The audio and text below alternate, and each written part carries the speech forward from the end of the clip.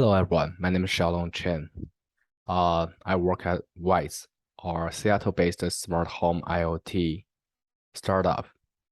At Wise, I'm responsible to coordinate multiple products and projects in the same time. In this video, I will talk about my personal product development and management methodology.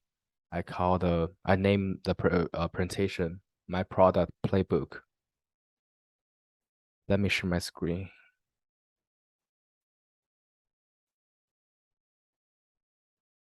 So actually, I made the presentation to my team 2 weeks ago. It's a Friday lunchtime, and so far I received a very positive feedback. But unfortunately, I didn't make recordings, so I want to make a represent here and upload to the YouTube channel. So but at the very first beginning, I use the greetings, ladies and gentlemen, and everyone in between. Good afternoon. Because it's kind of a LGBT friendly greeting because Wise is a LGBT friendly company.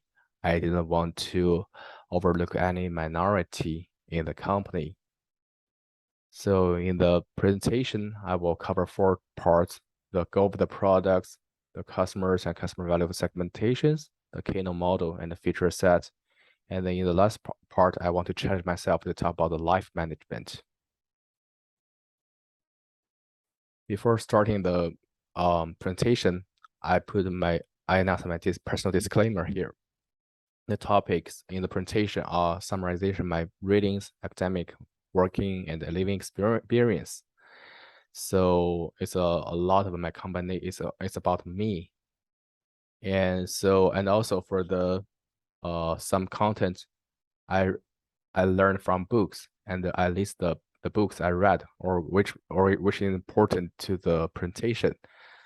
The list at the end of the slides. I will show them up there.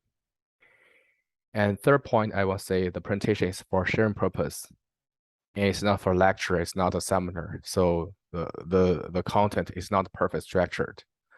But I want to say but I tried my best to make the structure of the content to make everyone easier to understand. Also because it's a methodology, this topic is relevant to the methodology. So it's at the very super high level, but don't worry, I prepared a lot of examples to say how to understand or interpret how to apply in the real world case. So, and my supervisor gave me 1 hour to make the presentation. So I cannot answer each questions, or maybe I can answer the question by 1 or 2 sentences. If my coworker want to talk detail of the specific topic, I encourage them to talk me offline. Yeah, I want to say my presentation is on Zoom. Yeah, I made my presentation by myself. I sit in front of my laptop to make presentation to the team remotely, so I cannot see each team member's face or body reactions. So everything I just could present. Yeah, and I want to say the ultimate goal of the presentation is I want to present my thinking part, my thinking behavior, why developing or coordinating the products, so that the whole team can stand on the same page very quickly, in a quick manner. And also second point is I want the team have fun, because I want to use very fun examples to make the team have a very happy Friday afternoon. And this picture is I use a Photoshop to combine the assets together. So each asset or each element, each part is represent what I want to say in the presentation. After 1 hour, the team and you will understand what I want to say to you. And I share the poster, the picture to the Slack channel 1 day before before the meeting so that the whole team can understand that, oh, I'm going to present a very funny topic tomorrow, and everybody come to the meeting on time. It's not maybe let me down. Okay, without further ado, let me start my presentation. So first topic is the goal of the product. What's a product? A product is to address the underserved needs of the customers, and in the meanwhile, the provider or the company will have a payment from the customers. It's a very straightforward and simple definition of the product. But I put asterisk here in the end of the statement because there are another format of product I will present in the following slides. In real life, we call the tangible product and the intangible service. It's very easy to understand. White manufacture the hardware camera, surveillance camera. So we call the camera product. Also, we have a very sophisticated cloud service to let the customers to record their videos online. We save the videos at Amazon, KVS, or S3 storage. So we call the campus service, right? So very easy. It's a very easy example to present this part. So the right part of the slides, it's a yeah, at the right part of the slides, it's a flywheel. I use a very simplified structure to present the relationship between providers, products, and customers. So the customer, providers or company to use the product as a vehicle to address the customer's needs, and the customers give the money or payment to the company. I use a Chinese RMB here, so I explain why. So in this chart, in this page, I want to highlight 3 points. The firstly is we as a company or provider, we should put our focus on customers, not products, so that our work can be more efficient and straightforward. So this should be very easy to understand, right? So this eyeball, if we see the customer's situation, their customers' demands, their problems, we will tailor or customize our product to fulfill their demands. If we focus on the products, we will lose focus, right? We don't know what the products are for eventually. So it works maybe most of the time, but not always. So some providers or products is exceptional. We call it arts, right? The artist create artworks, but sometimes the artworks cannot taste the customers. The customers, oh, I don't like your arts. You're like oil painting, like music, a movie, something. But the creator will say, hey, you don't understand, you don't know how to appreciate my arts. So maybe in the future, someone will appreciate my arts and will pay more money to me than you, right? That's kind of a very interesting case. But apparently, wise or most of the product managers is not artists. We should focus on customers, not products. And secondly, is that don't mix the customer's product and the provider's problems. So we do a lot to the product and a lot of features. We seems to address the customer's values, address customers' problems. Actually, it's not always the case. So sometimes what we did is for product. Sometimes what we did for providers. Imagine, so like for products, imagine we deliver a very high tech products. Actually, there's a technical debt or technical hurdle to block our way to deliver specific features, and there's a deadline or urgent requirement from the customers. What we do, we have to find a solution, work around solution to deliver it. So sometimes the customer have no awareness or yeah. So for this case, we're very smart. We invent a workaround smartly, but the customers won't pay it because sometimes they don't have no awareness of it, or they take it for granted. You should do this, the feature should be delivered for me, right? So for this case, if we address the product problems, we won't get a payment from customers very easily. And sometimes we add something to the products for ourselves, for the companies. Like for sometimes the investor have a special requirement for the company, maybe acquire X%, XYZ customers by end of the year, or your revenue will be shoot up by X% and by next 2 quarters, something like that. So the engineer and product manager will come up with a solution to either to send a push a notification or pop up the window if the customer using app, or for some companies they send emails, advertisement emails to subscribe the users.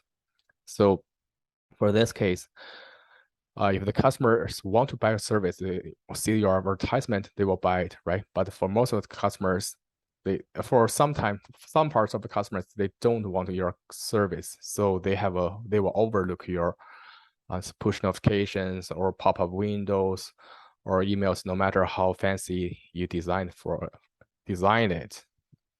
Or if the customer receive too many messages, they will treat them as a junky message, a junky email, and delete it immediately, or leave a negative review on the platform store, some Google, Apple, Play Store somewhere. So yeah, so we need for product manager, we will have a clear crystal understanding what problems we address for customers, providers, products. We should address more problem from customers instead of the other 2 parties. And third point I want to highlight is the human nature pushes both parties acquire most of the value at minimum cost. I call it the dream state. In the dream state, the company wants to get money from customer without doing anything, and the customers want to get everything, get service for free, right? So in real world, it's both the dream state not work until the market or industry have help the 2 parties reach an equilibrium point, like supply and demand curve, the equilibrium point. What we do is to make sure our product is superior to the equilibrium point. That's which is a standard in the industry or market, so that our product can be win that segment or the industry. So the next slides will explain why I want to play the Trans RMB there. The Trans RMB printed the Mao Zedong, a chairman, we call him Chairman Mao, the founder of the People's Republic of China government or regime. He served around the regime over 20 years or something. So he did a lot to the land, to the people, but I don't want to comment him, but I want to say I appreciate his political statement, in Chinese, 全心全意为人民服务, to serve the people wholeheartedly, right? That's a very obviously a people-centric slogan. And also print the Chinese words 为人民服务 at the gate of Zhongnanhai, the counterpart of a White House in China. And also the American president did a similar statement, political statement as well. Abraham Lincoln, in his popular or famous speech, Gettysburg speech, and he said, quote, that the government of the people, by the people, and for the people shall not perish from the earth. And also the people-centric. The reason I want to highlight the political statement of the people-centric is because I want to say the people-centric, like a product manager, the people-centric is a very useful. Think about to serve people wholeheartedly, and for the product, and also there's some political leader use a product or government or country-based political statement, which have some bad negative results, like Make America Great Again, right? To serve people wholeheartedly and make America great again. So you understand the difference, you know the keys to success.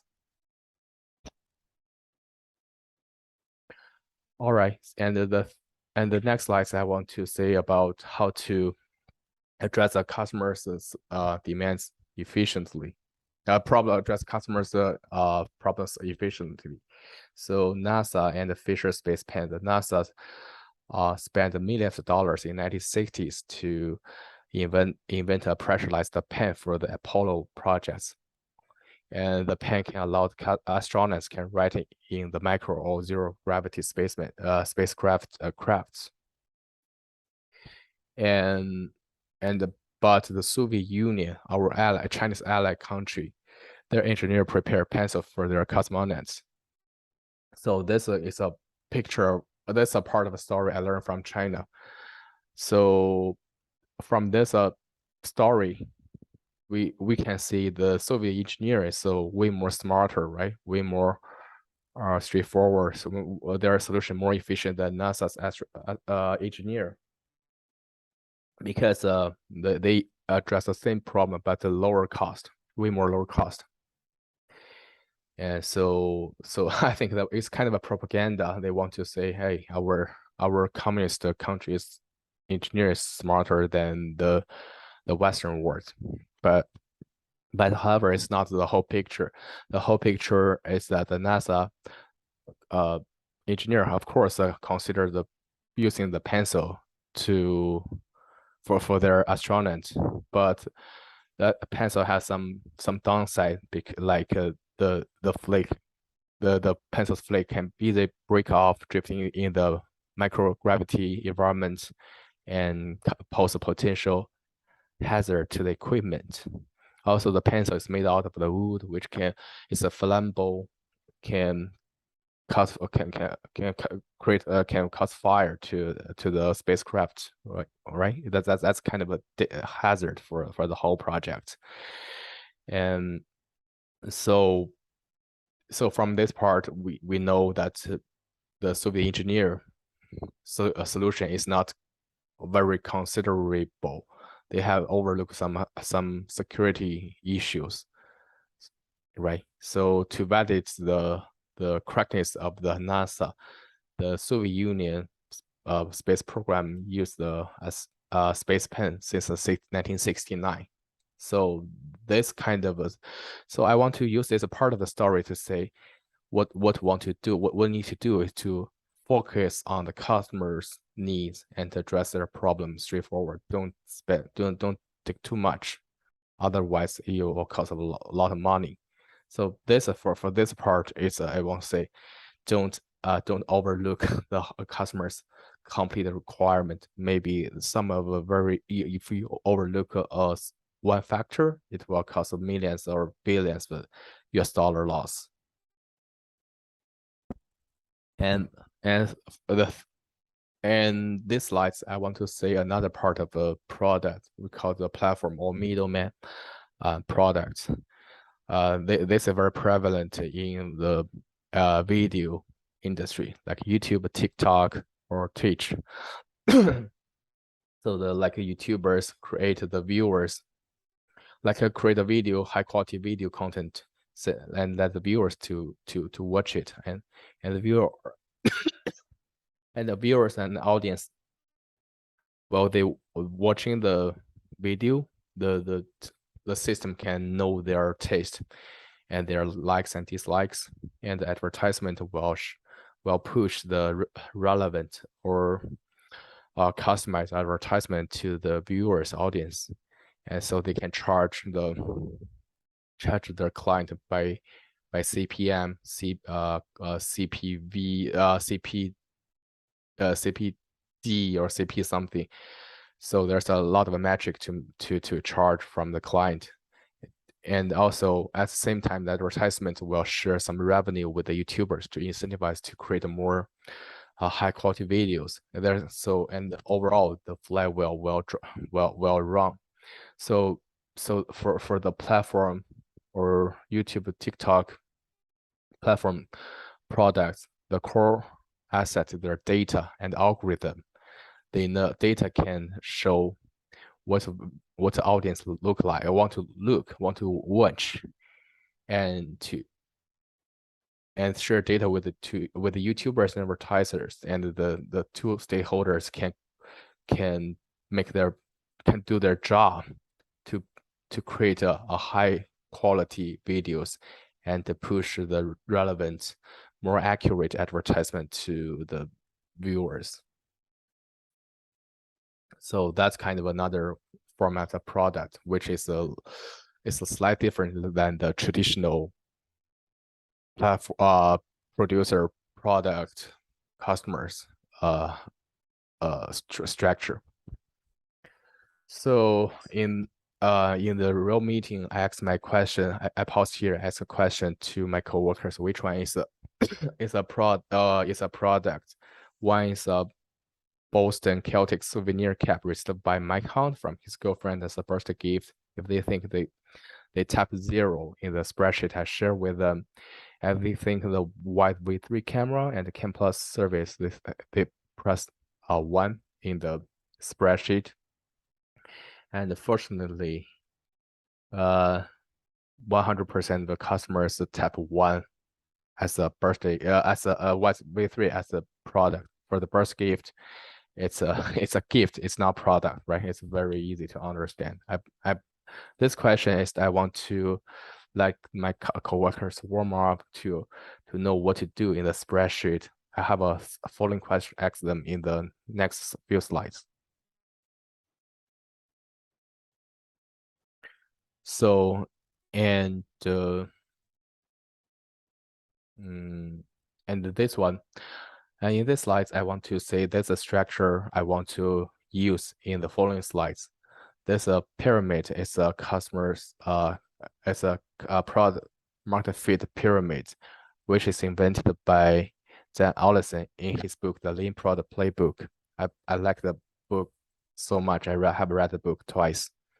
So I want to talk about the target customers, unreserved needs, and the feature set in the following slides to give a very appetizer to my coworkers to know what the structures look like.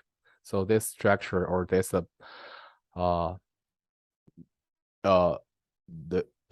playbook is way more content than my presentation. So if you interested, please buy this book from Amazon or from where to read. So for the customer and customer perceived value segmentations, the customer persona is kind of a very useful tool for product managers to define or to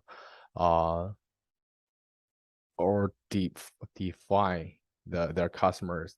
So it's kind of average. We define the customers by groups, right? So the different attributes will have of the customer groups have a different taste or different requirements. Like the persona can be broken down to 4 categories: demographic, geographical, psychological, and benefits. It's very straightforward and easy to understand. So I want to highlight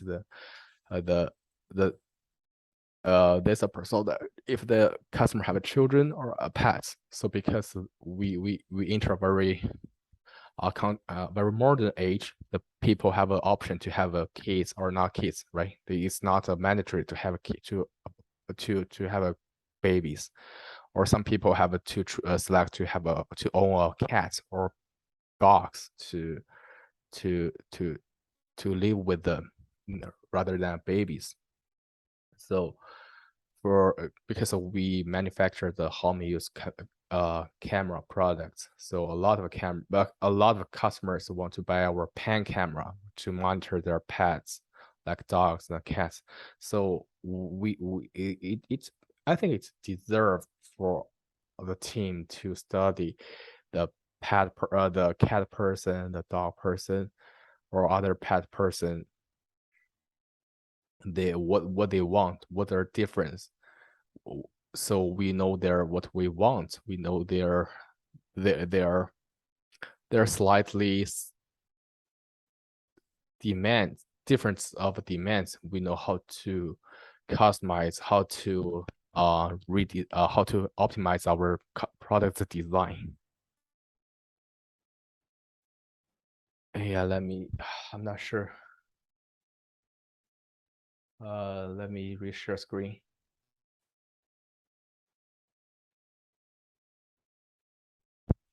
So in this slides, I present one of my favorite advertisements, smart vehicle.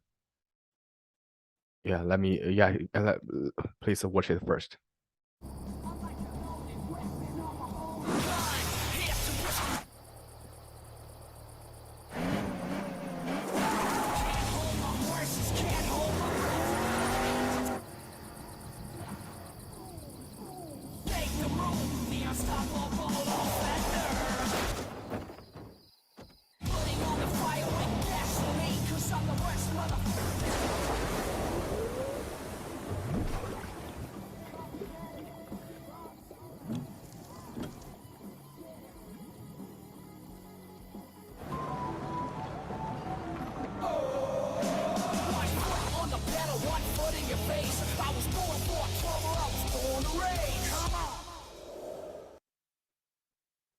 So this is one of my favorite commercial advertisements. The smart vehicle, this was very super popular 10 years ago, right? This video was shot in 2013.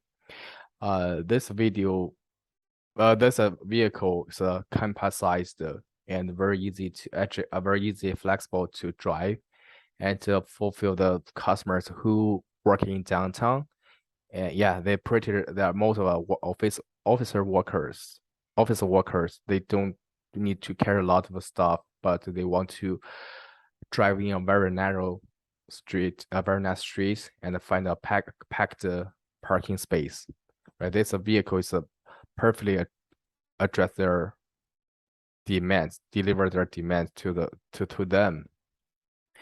So what I impressed about this advertisement, because in the first half they present a lot of downside of the vehicle. Their off-road performance is terrible, but their their city performance is splendid, right? So they totally focus on customers. I can address your pain points, right? So I say, if I'm the product manager or designer of the product of the smart vehicle, my product requirement statement, I will say, as a commuter who working downtown office, I need a vehicle a compact vehicle to drive in a very narrow street and help me to easy to park in a compact parking space. And I don't need to drive this vehicle to in the middle of nowhere. Ideally, this vehicle can save money, because at that time the gas price shoot up to $100 per gallon per barrel. Super expensive to maintain the vehicle if they consume too much gasoline, right? That's a kind of a customer requirement statement I can come up to my mind.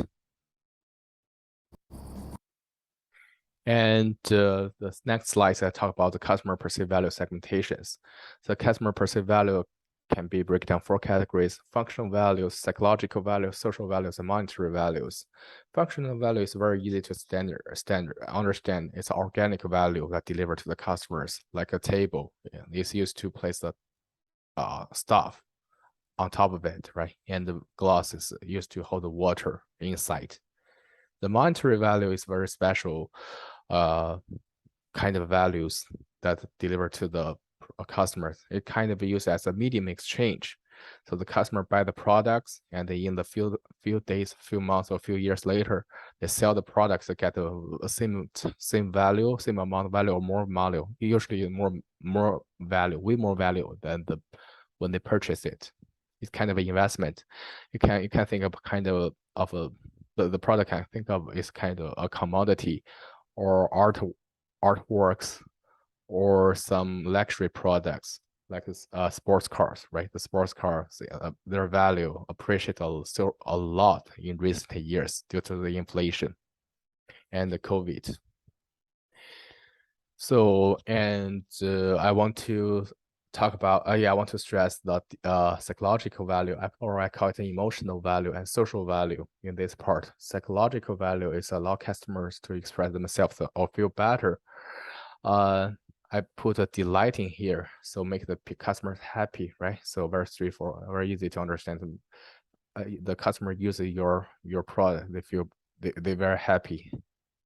And social value too, it's kind of a, so for the product owner, when they show the usage of the product, or they own the product, they the product can help them to have a better connection to other groups or other peoples. So usually these people or these groups have a higher social status than the owner, him or herself. So I call at least a decency, a self-esteem here to express this idea. So if I'm Chinese, you will understand. I will let me give it two brutal translation to help understand what's the mean. So the translation will help to keep remember this two parts. For delighting, in Chinese, 找乐, it literally means find happiness. Social value, it's called 装逼 in Chinese. It's very slang. I don't know how to translate in English, but it's kind of slang, and 99% of Chinese people will understand what 装逼 means. So if your product can make people happy and make people 装逼, your product can charge a premium service, a price to the customers. The customers would like to own it for sure. So, is there any products in the real world can deliver 4 parts of values at the same time? So I asked the question to my coworkers, and you know what? Of course, they cannot come up with an answer immediately. So actually I have already prepared an example to them. So that's a first generation of iPhone. Think about the functional value. First generation iPhone is a full-size screen design and no physical keyboard, so it can give a lot of a better user experience to the users, right? The core functional value improved a lot. And psychological value, so the iOS have a lot of apps to allow customers to play, like watch YouTube, like to play some advanced game. Is better than playing the very boring game on Nokia or Motorola, right? The all traditional phone products. And social value, of course, that's very phenomenal. The iPhone owner, Apple fans will, yeah, it's very proud to be Apple fans, right? It's very it's very phenomenal in Asian countries as well. The Asian people, some countries, the workers save a month's salary to buy iPhone, but the cost is they eat the instant noodle every day. So because they think only iPhone can prove their social status for sure, that's worth it. And the monetary value, yeah, so you know what, I just checked the eBay, the first generation unboxed iPhone products sell 25,000 US dollar, 10 times, yeah, 10 times, over 10 times or 20 times more expensive than its original value. So iPhone, the first generation iPhone, deliver 4 category value at the same time. So we can see the Apple is Steve Jobs is a genius. And so I want to, in this slides, I play the 2 wise advertisements to my coworkers, let them to feel which advertisement or product they feel better. one is a white color bulb, and the other is a white colorless vacuum. Let's watch the advertisement first. Night light, bright light, 16 million color night. Big yawn, windows drawn. Have Alexa turn it on. Soft light, deep light. Put your kid to sleep tonight. Late night, date night. Got to set the mood right. Dance hall, magic ball. Splash of colors on the wall. Reading light, bathing light. Change it winter, summer, fall. Kinda light, find a light. Perfect for reminder light. Drum light, flashlight. Don't forget the trash light. Imagination, conversation. Change it when you're on vacation. Unwrap, smart app, swipe, press, scroll, tap. Aquamarine, apple green, amber, ochre, grenadine. Turquoise, sunset, coral blue. Every day a different hue.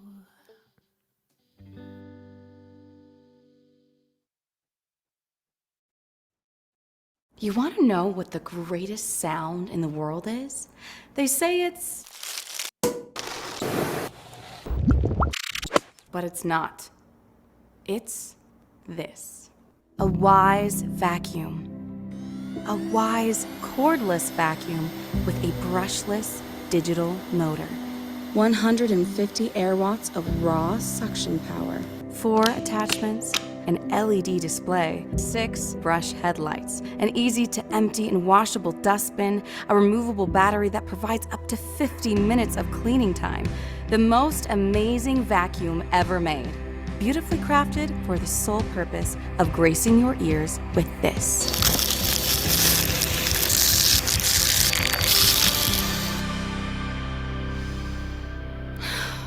That is the greatest sound in the world. You're cute too, though. Okay. Night. After the two advertisements, I asked my coworker the question. For the two advertisements, which one is more appealing, the white color bulb or the cordless vacuum? So fortunately, 100% customers, the coworkers select the zero. They like the color lighting bulb, which aligns with my taste. Because the white lighting vacuum is more than sound. It just to create some user scenarios case to say how the color of the bulb can fit the case, fit the scenario, right? And that's the so color bulb is actually a very simple functional products, but the advertisement deliver the emotional value to the users very very powerful way. But the cordless vacuum, the keyword they presents a sound. And they also list a lot of functional or technical terms to the user. So apparently they failed to deliver the emotional value to the customer, right?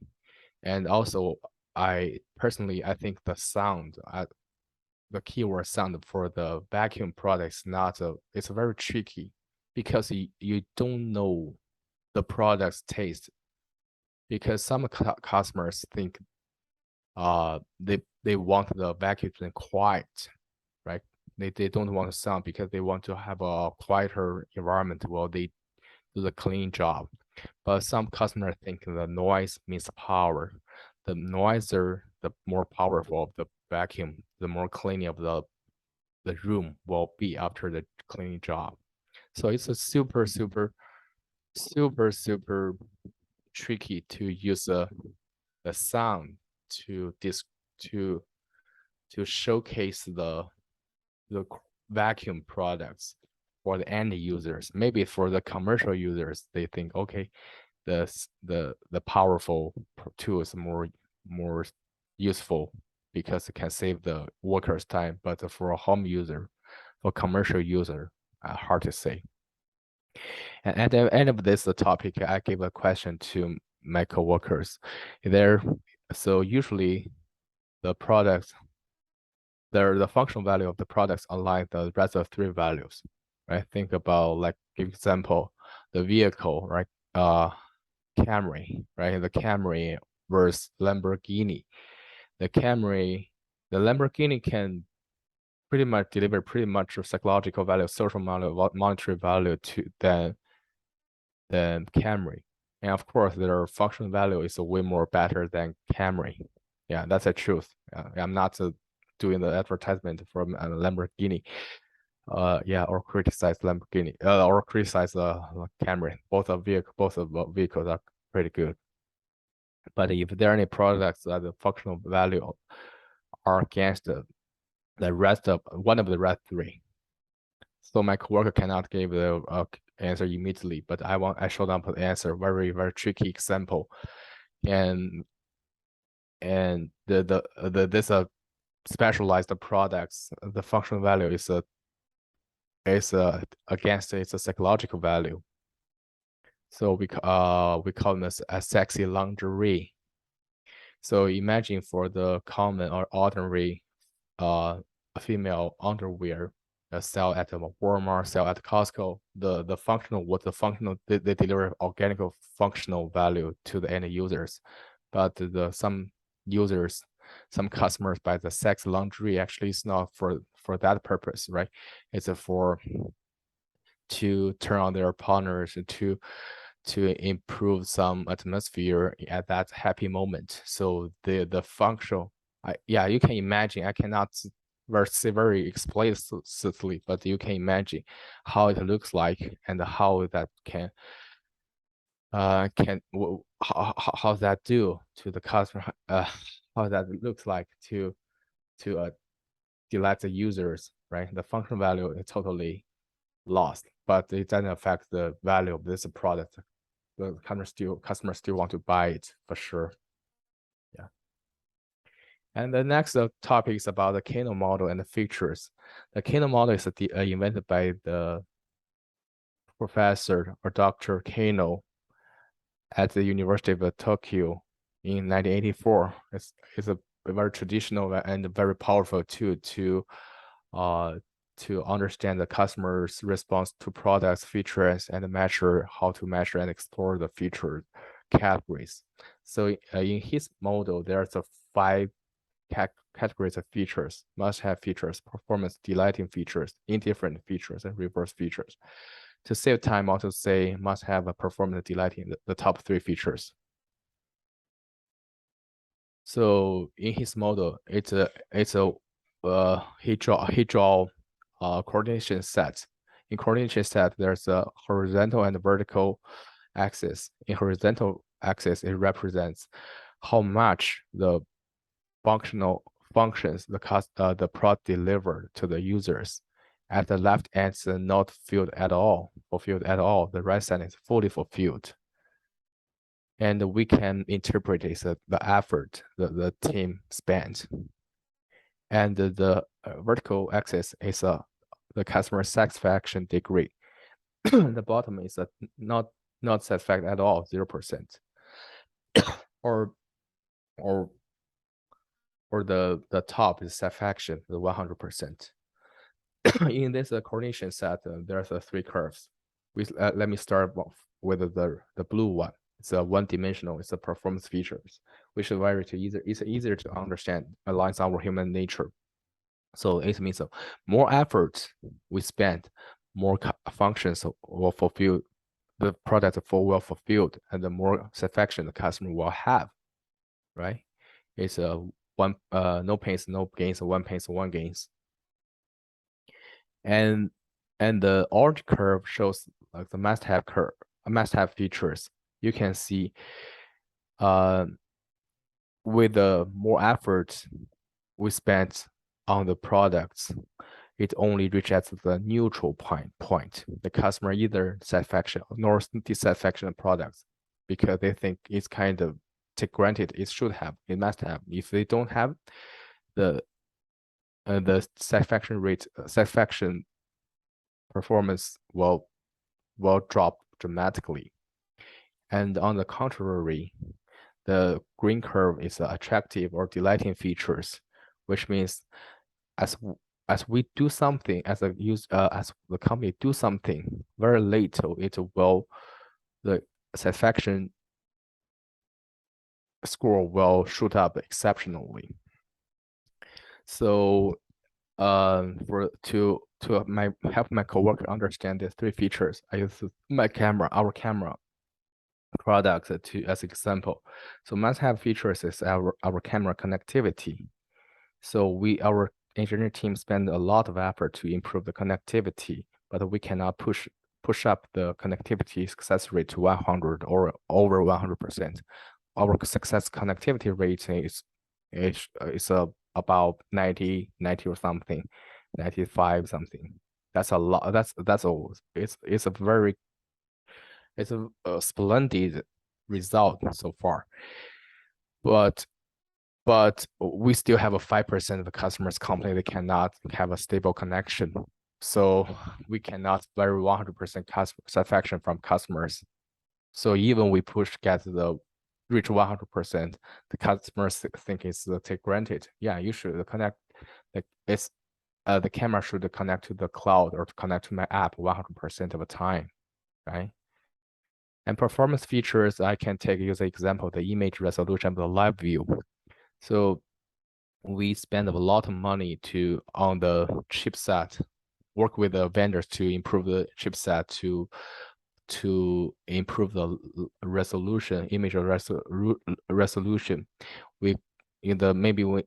Right now our high definition is a 1080p. So in the future, we'll use a 2K or 4K as our standards to deliver the live view to the end users, which consume more computing power of the chips and the bandwidth of the whole cloud system. So that's we spend more money and the customer will be more happy. So the delighting feature is I call it AI related features. So we have a superpower AI engine to review the content of our moving object in the videos and tag what included in the video, and so that users can know what's inside without viewing the complete or entire videos.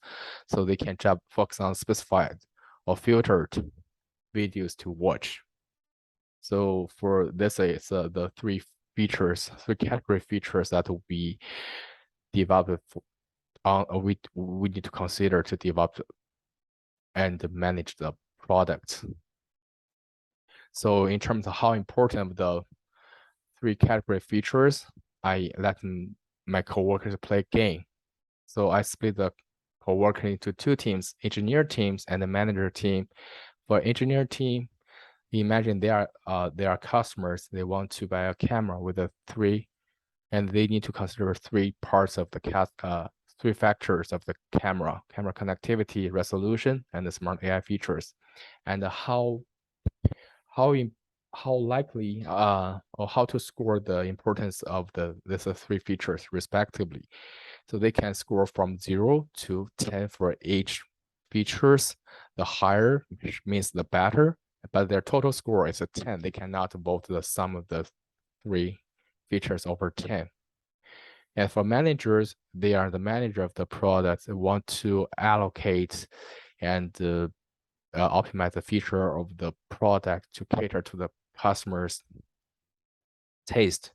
So they have they have same. So they have same the rules are pretty similar. So they have if they think the feature is more important, they will score higher to the features, but they only have a 10 score of the feature to vote. So fortunately, of the users of my coworkers, their result are pretty same. So for the engineers, they vote 5 to to the connectivity versus this manager 4.75. The image resolution, the engineer vote 2.5 average. The manager vote 3. And smart AI features, the engineer vote 5, score 2.5, and manager score 2. Yeah, so pretty same. And this result aligns with my personal theory, the 80-20, right? The customer spend 80 of the times on the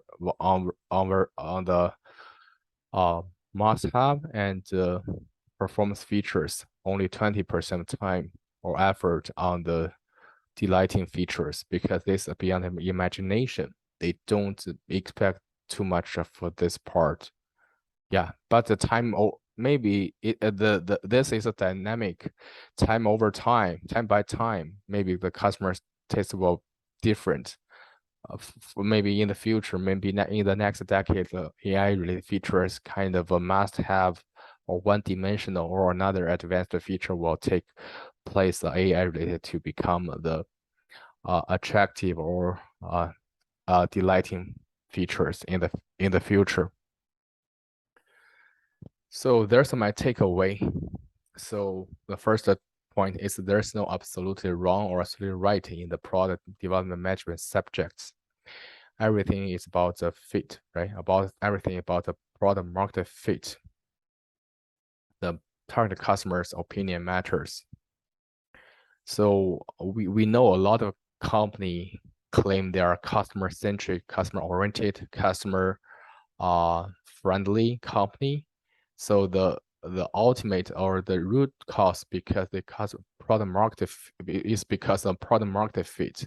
They want to put their customer first to make sure that their products fit to their customers' taste, so that there's a large enough customer base will buy their products and pay the money, and this money can use to run keep the company running. Otherwise, if they didn't put the customer first, lose the sight on the customers, their product is not fit the customer's taste, there's won't efficient funding to run the company. That's the simple case. And secondly, it's a great product. It's my personal definition. A great product is a privilege to address set of specific underserved needs of a target groups of customers at a minimum effort to customers and at a minimum cost of companies. And the society resource should also be taken into consideration if a company grow into a certain stage. So a great company cannot address every problem. We should have a focus on the specific group as specific pain points or needs. So it requires the product manager or upper management to design or set up a strategy to fulfill. But I want to say a good product manager or the company manager is to balance the triangle of the three parties benefit. One is a customer, the other is the investor, the third is a company resource. You can think like the employee or the upstream vendors benefit. So why is it still startup? We need to balance the three parts. I think that's enough. But if the whites grow to a certain stage, like Google, like Amazon, they also have to take a social responsibility to make the whole world better, right? I think Google announced they neutralize their carbon dioxide footprint since 2007, right? 10 years, almost 20 years ago. It's a great achievement. And the third one I want to highlight is the customers prefer to pay premium price to the products that fulfill the psychological and social values. So I say the customer here is end users, commercial users, not a business or enterprise users. Yeah. So the 3 points I want to highlight in the presentation. And right side it's a formula I created to explain this the second point. So it's called y equals argument maximum from f x1 to x2 x3 x1 n x belong to a. So let me explain the each part of the formula means. Y is our output. It's my output. What do we want to do? The argument of max is want to maximize of the value of the formula f. So for upside we can maximize. For downside we can minimize. It depends. It's not always maximize. Maybe it's minimized if the downsides. F x1 2 3 4 n. The x1 2 equal and xn is the input. What's the factors important? Will influence the output, right? So we need to list the influence factors completely, and we use a formula to tell which factors have more important. We need to understand that. Well, and then we put more resource, more effort on that part. But we need to understand that the X is a set of or collection of the input factors. It belongs to A. Belongs to A means it is limited. The resources is restricted. It's not unlimited. You need to do everything within a limitation to maximize this your output. And as a product manager or product engineer or product company manager, we need to tirelessly to optimize the formula F so that it can align with the output of the target. And in the last 10 seconds, I want to challenge myself to talk about the life management. So anyone think about what's the meaning of our life? Like a product, the product is well defined before it shows up, right? The vehicle, we manufacture the smart car, so we know who's gonna buy our cars. But what about our lives? Is there any meaning or any purpose of our life? What we want to achieve in our life? So one of the common goal I can think about is to pursue the happiness. So for agnosticism and atheism, to pursue their target to pursue the happiness of this life. But the atheism, so they pursue the happiness of the next life. So atheism like a Christian, like Buddhism practitioners, like a Muslim, right? So for Christian, they worship the God and to want to go to heaven in the future. And for the Buddhism practitioners, they do a lot of good things for this life to earn the credit for next life, right? The Muslim, yeah, have pretty similar stories. So everyone want to pursue kind of a happy, either this life or next life. So in any way, we can apply Kano model to our life management. So I want to highlight, I'll say again, I'm not a life coach. So I just want to say how to combine the Kano model versus and life management. So for the must-have features, must-have parts, and is a healthy physical and mental status. So that's very easy to understand. If you overlook your health, your life will be totally different. You think about if you got the disease, you cannot go to work, right? So keep health mentally and physically. If overlook, and the quality of life will dramatically dropped. And performance is a long-lasting relationship with ourselves and people that important to our life. So the more spend time, effort on the important life maybe can be our significant other, our kids, our parents, our coworkers, our neighbors, our friends, so on and so forth. You name it. So you spend more effort and time on them, the closer relationship there will be. Yeah. Yeah. So if we finish these two parts, we can fo we can we can focus on the rest of the delighting part. Delighting part is the rest of everything in our life.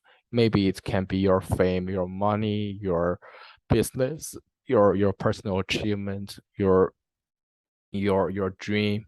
So you apply the Kano model to your life to manage it well, to have a more happiness in your life. That's what I want to say. So, and finally, I want to say, so can you name a person who's able to integrate three parts with a single activity strategically? So, so this is I place a shadow in the poster. So who's a shadow represents?